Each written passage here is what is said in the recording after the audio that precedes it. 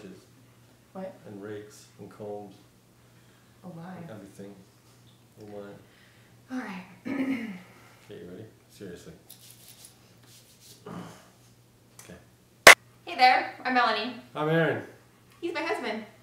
My wife. And we have long-haired, well, just an Old English Sheepdog. They have long hair, if you choose to have one. Yeah, he's roughly 2 inches long hair. If you probably can see him panting. You can definitely hear him breathing in the background. So he's just starting to the stage where we're going to start brushing him because his hair will start matting if you don't.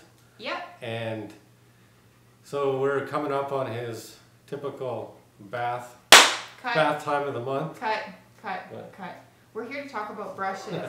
Okay? Okay. Simple. We have an Old English Sheepdog. His name is Wallace. His hair isn't full length, but his hair is about 4 inches. We're going to start from the top again because we can do this. Every time it's going to be a little better. Okay. Today, which is why you're here, we're talking about grooming tools for dogs with long hair. You know, Old English is what we have. So I'm not sure what you have. Comment below what kind of dog you have. And today we're going to go over brushes and grooming tools that we find essential, that we love, some that we hate and don't use anymore, but yeah. But yeah, we'll show you what we like and what we don't like. So here we go. Typically they like to start off with what's this called again? That's alright. This is my comb. I don't know how it got knocked up in here. We do sometimes use on walls. Yes, sadly to say, a lot of my brushes end up as dog brushes, like this one. That wall is like... And actually, this has something to do with this video, and this is gross because it's my hair too, but if you take this grooming brush and slide it in the bottom and pull up like that, it works really good to not only get my brown hair out, but also his fluffy hair. Like, for instance, let's just take another brush that needs to get cleaned out. This we'll discuss later, but I'm just cutting into the cleaning of the brushes. Look at how good that works. Like cereal. Should probably do this after. Well, yeah. And then you can go over to the fine area here, and it even gets more hair out. I call this the fine area. So anyway. Yeah, so it's funny, like back to talking about the brushes, but yeah, my brushes are his brushes. And whatever, sharing is caring, we're all one big happy family. I do clean my brushes, so I'm an advocate for keeping sanitary products. So this is an Undercoat Rake, and typically it works really good for pulling out deep mats, and not typically just for brushing the whole dog, just for hitting every spots of mad tangle, as they like to say. Yeah, you don't like letting long-haired dogs get to the actual mat stage, because that's pretty much, you need a pair of scissors, which we don't have in our grooming thing because we get him professionally done. We tried it once. It's hard. Yeah. It's a lot of work. Kudos to the people that can keep a long-haired dog in immaculate condition, because it's hard. Well, it is hard. We've done that, but I'm saying kudos to those people who groom them. Remember when we groomed Wallace? Once. We only did it once, and that was it. Yeah. And for some reason, we started with his butt.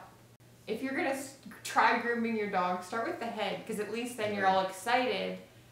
By the time we started the butt, so his butt looked great, and by the time we got to the head, we were like so over it. So anyway, this is obviously one of our favorite tools. Look at the handle. It's completely wore off. Looks like we need a new one because this is duct tape. But yeah. That's one of the gooders. Gooders. And then what's the difference between... Then you have this one, which is also an Undercoat Rake, but it's just a little, has longer teeth on it, and then it has a double row of teeth when you get closer to the bottom. This one works when you have the mats already out, and just to go along and pick up the extra mats that you left behind. Kind of works similar to this one when you use both sides of the comb. There's a small side, and then there's a bigger side for bigger clumps of hair to get out. Because this side, trying to get this through a real tangle is hard. This makes it a little easier, and if it's really bad, you take this one and pull it out. Because it's thicker. And then this one is clean it up with a fine one, and same as this fine one here. So what you're saying is when we first start brushing him, we usually always start with the rake. And we have two of them, we just couldn't find the other one. So yeah, we usually start off with the rake wherever. Wallace is really good about grooming, so he usually just lays Especially after a rollerblade, he is. Yes, we advise you take him for take your tire animal. him out. Tired dogs are good dogs, so they'll just lay down and be a little more. What your trick is to a 3-hour nap is the way to go, because he will be loving it. And the more you groom, the more they get used to it, and the more they enjoy it. It's enjoyable for both people. And when did we use this one? Well, that's kind of for when his hair was growing out, like mostly puppy hair.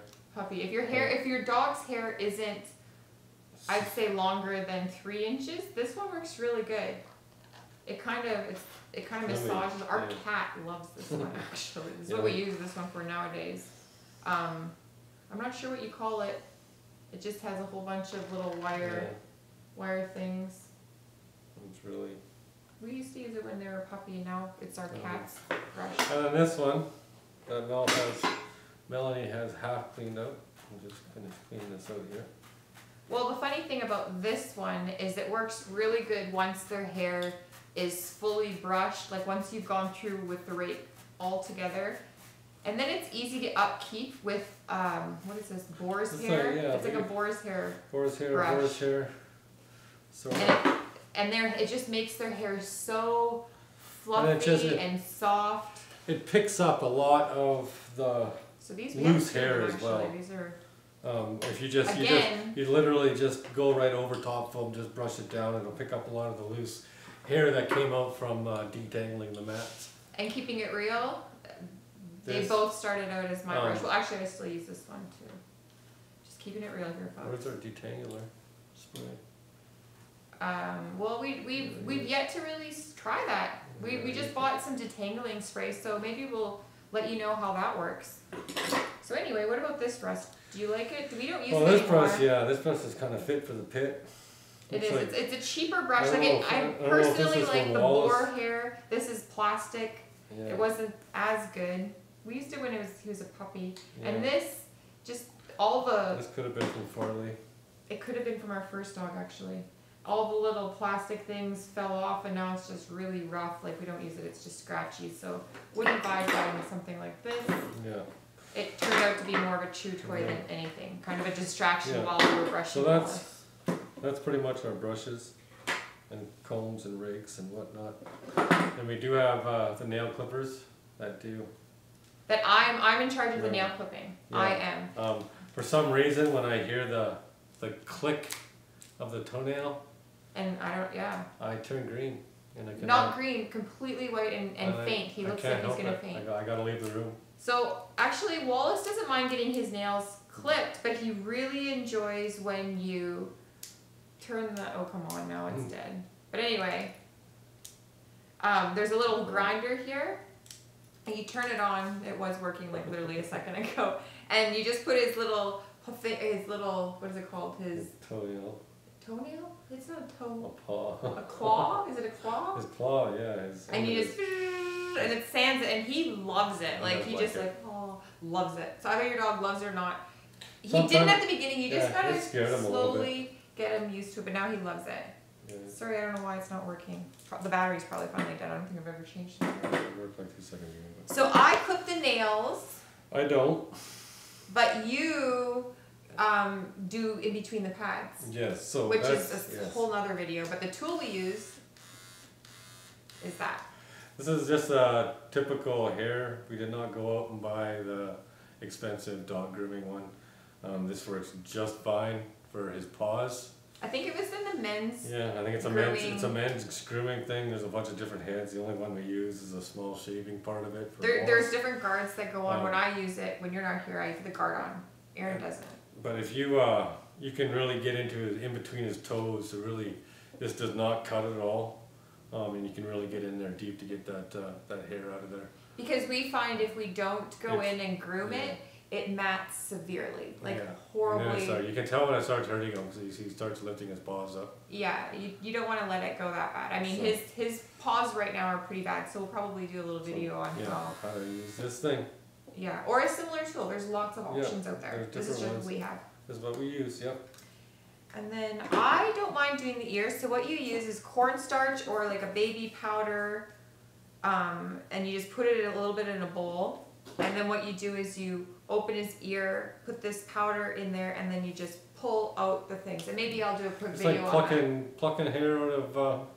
And they really enjoy it. Like you'd think it would hurt, but no, he lays down and just like his foot actually will go like thumper, like oh, like you got the spot. You'll love it. And then usually we either take a baby clean or a little cotton ball with some hydrogen peroxide, and then just clean the powder out and clean his ear, and that's pretty much all we do. Gets up a few shakes and he's good to go. Yeah, so that's really all the tools. I don't know. That's what we do. Can't think of any other things. Hey, Wallace. Do you want to say hello? Yeah. Get over here. He's hardcore napping. So anywho, hope we found this helpful. I know we don't really... Not professionals by any means. No, this is just what we find. And if you have any questions or want to see exactly how we use these brushes, comment below. Hit the subscribe button. And please subscribe. Talk to you later. Down below. Bye.